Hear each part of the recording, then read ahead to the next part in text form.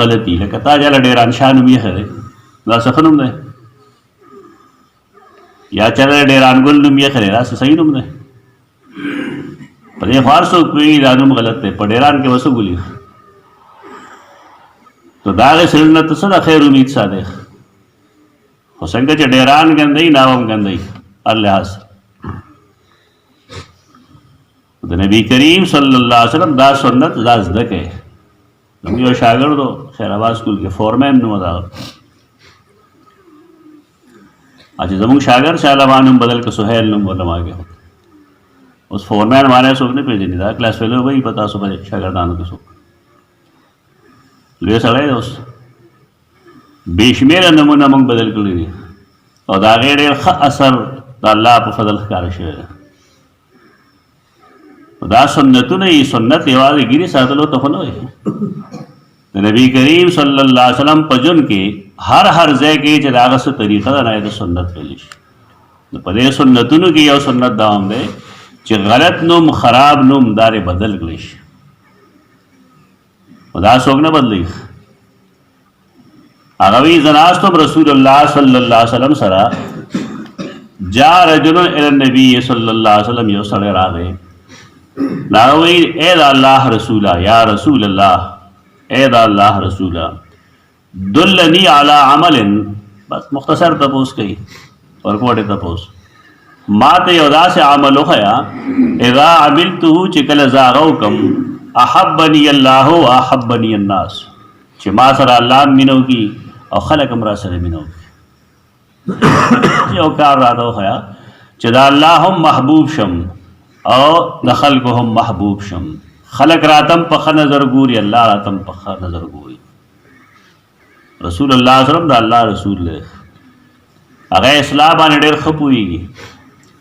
د واعظ او نصیحت او حکمت په خبرو ډېر ښه پوهېږي بس مختصر دو جملې وایي ازهد فی الدنیا یحبک الله زهد څه ته وایي صوفیای کرام وایي چې ګوره دې کې درې ټکي دي زه هې او دال زهد ترک الزینا فضول ډول پرېږده یو خو داسې ډول دی چې ضروري دی لکه جامې ضروري دي په دې ضروري دي چې قرآن مجید فرمایلی دي چې یا ایها الذین آمنوا خذوا زینتکم عند کل مسجد مؤمنانو چې کله جماعت ته ځئ مانځه ځئ نو خپل ډول ځان سره اخلئ ښکلو جامو کې لمونځ کوئ پاکو جامو کې لمونځ کوئ صاف ستھرے جامو کې لمونځ کوئ حلالو جامو کې لمونځ کوئ خذوا زینتکم عند کل مسجد خراب و خیچن پیچن و بدبودار جاموں کے مزم گئے دا اللہ پا مخ کے دا سے شکل و شواہد کے ادرے گئے دا سے حیعت کے ادرے گئے چاہے کہ خکل اخکار ہے دا پلاسٹک ٹوپے چاپا سری گنا آگا دیر بدلئی خکل نخ کری دا ٹوپے کے مزم گوا بلا ٹوپے گردو زان سرک دا پوزی پا ٹوپے کے مزم گئے مفتی احمد شفیع رحمہ اللہ علی کے لیے چې بعض خلک دسمال راوالی رومال او چې مونځ ته ودرېږي نو په هغه په سر وتړي هغه وایي دا حرام دی دې کې سړی ښکلی نه ښکاري ستا به خیال یو سړي د سر نه د پوزې رومال ته وکړی پوزه پې هم پاکي او مونځ پې هم کوي ښکلی ښکاري یو سړی چې یو واده له ځي نو ستا به خیال هغه د سر نه رومال ته وکړي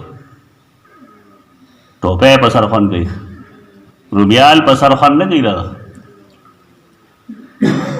هغه لیکلي دي خپل تفسیر معارف القرآن کې چې دې کې مونځ حرام دی رومال کې مونځ مه کوئ ټوپی په سر وا یا څادر واخلئ نه پګړی ووهه او چې هېڅ نه وي بیا دغه شان ودرېږه خیر کراهت والا مونځونه مه کوه یو زینت خو لازم دی ضروري دی او یو هغه زینتي چې هغه غیر ضروري ډول دی هر وخت خو نوې جامې سړی نه شي جوړولی ده چې سهار دې هم نوې جامې اغوندي ماسپښین دې هم اغوندي مازدیګر دې هم اغوندي ماښام دې هم اغوندي ماسخوتن دې هم اغوندي پنځه وخته به څوک نوې جامې اغوندي دا غیر ضروري زینت دی کم زینت چې ضروري نه واخلئ ترک الزینا و ترک الهوا هوا خواهشاتو ته وایي د یو سړي خواهش هر وخت دا وي چې ګډان دي او چرګان دي او پلاونه دي، اول خو دا ممکن نه ده، انسان دپاره دا ممکن نه ده. که ممکن شي نو خوري بیا روغ څوک، ته متواتر چرګان خو پته ورته ولګي.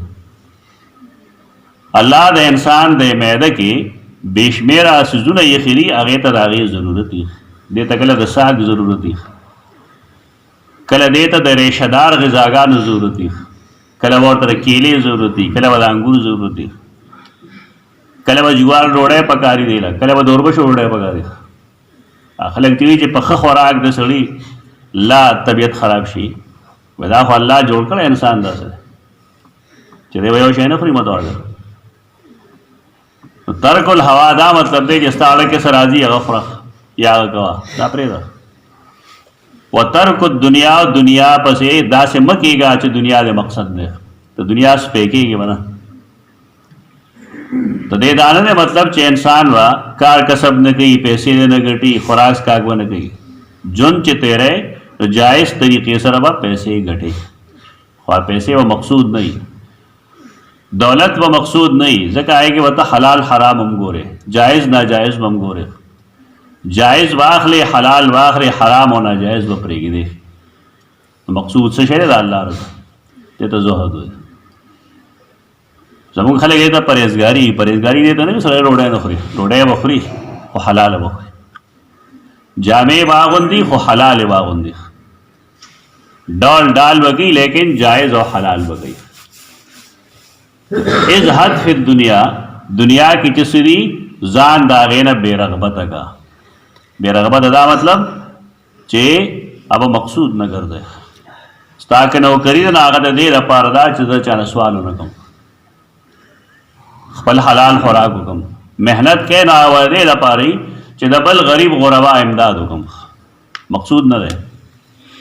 مقصود د الله رضا در دی. خو چې کله انسان دنیا کې زاهد او عابد شي، یحبک الله، الله به تا سره مینه شروع کړي. دا د الله د مینې بنیاد دی چې دنیا به مقصود نه وي. د دې جملو دا مطلب نه چې سړی دنیا پرېږدي. بعضې خلک دنیا پرېږدي نو بیا په خلکو باندې بوج شي. اسلام کې رهبانیت نشته، اسلام کې دا نشته چې ته پیسې مه ګټه، پیسې به ګټې خو حلالې به ګټې، جایز به ګټې، ځان له هم استعمالوې، بچو باندې هم استعمالوې، پلار مور له هم ورکوې، غریب غربا له هم ورکوې.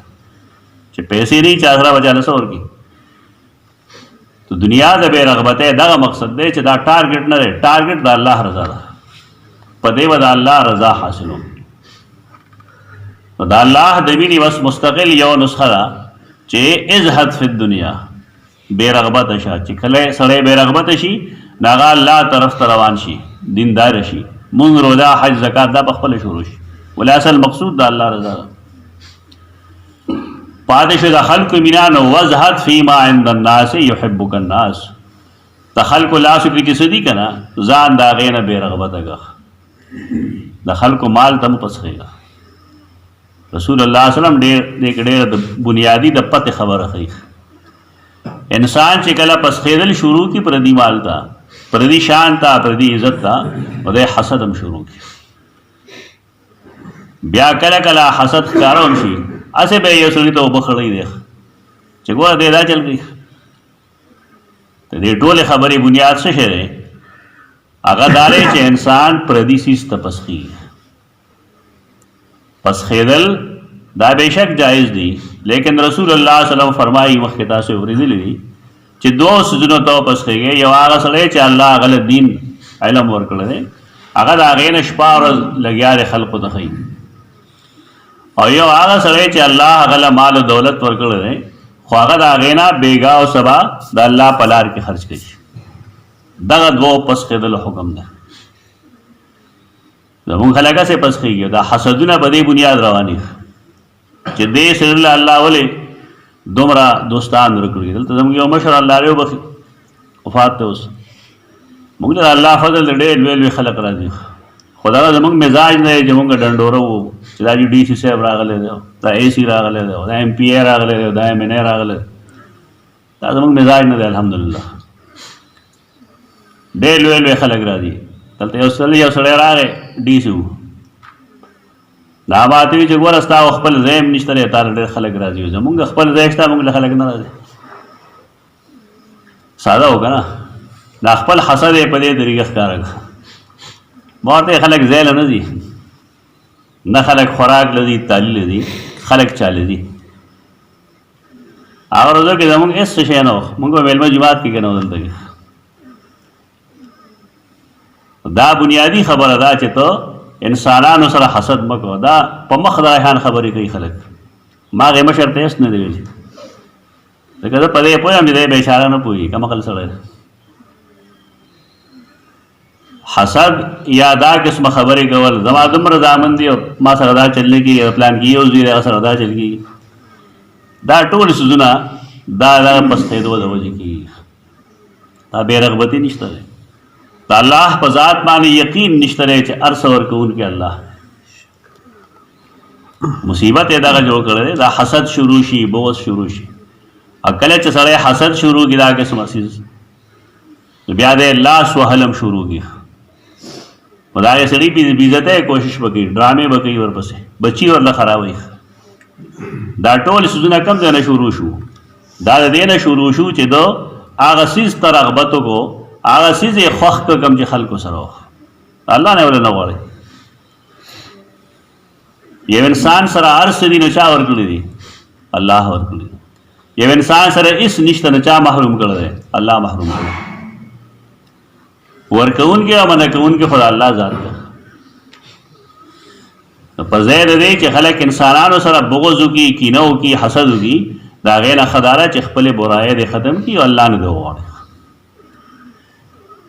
خو چې کله یو سړی د خلقو نه څه شی نه غواړي ما نه کله خلک تپوس کوي تا سره خلک ډېره مینه کوي زه ورته وایم موږ دې څه غواړو نه نو ته یو سړي نه څه وغواړه دې مقتدیانو باندې کېږده چې موږ له میاشتې 100 روپۍ راکوی یو کور بیا تماشه کوه حق به هم کېږي زموږ چې وغواړو لیکن دا مزاج دی د خلکو چې که ته خپل حق هم غواړې نو تا سره بیا نه لګي قرض ورکړه بیا ته غواړه درکوي دلته د دې وجه دا ده چې انسان چې کوم دی د دنیا باندې ډېر زیات مین دی او رسول الله صلی الله علیه وسلم دا فرمایي چې دنیا ډېره خوږه ده سارو مثال دی نه د سارو خوږ څیز او شین څیز خوږ دا کم بني آدم چې دنیا پسې نو دکې او ډنګر کې څه فرق خو نشته دی الدنیا حلوة خضره دنیا چې کوم ده دا خوږه هم ده او شنه هم ده خلک پکې د حلال حرام تمیز نه کوي بس خوري و دې کې موږ ته قاعده دا وښودله چې که سړی د الله رب العزت د مینې مستحق کول غواړي ځان له نو دنیا دې مقصود کوي نه دا نه مطلب چې دنیا دې ګټي نه دنیا دې ګټي د الله په لار کې د خرچ دپاره دنیا ضروري ده د زکات د ادایګۍ دپاره سړي له مالدارېدل پکار دي د حج د ادایګۍ دپاره انسان له مالدار کېدل پکار دي مالداری ضروری ده لیکن دا مقصود نه دی مقصود الله رضا ده نو په دې د الله مینه پیدا شي الله مینه شروع کړي او د خلک به تا سره کله مینه کوي چې د هغې نه څه غواړې نه هېڅ ته مه غواړه نو بیا به خلک ستا احترام کوي ستا عزت به کوي او که ته خپل حق هم غواړې بیا به د کار خرابي نو بارکیف دې کې د خلقو د مینې او د الله د مینې موږ ته یو طریقه ښودلې ده هغه دا چې انسان دې بې رغبته شي دنیا نه اقول قولي هذا استغفر الله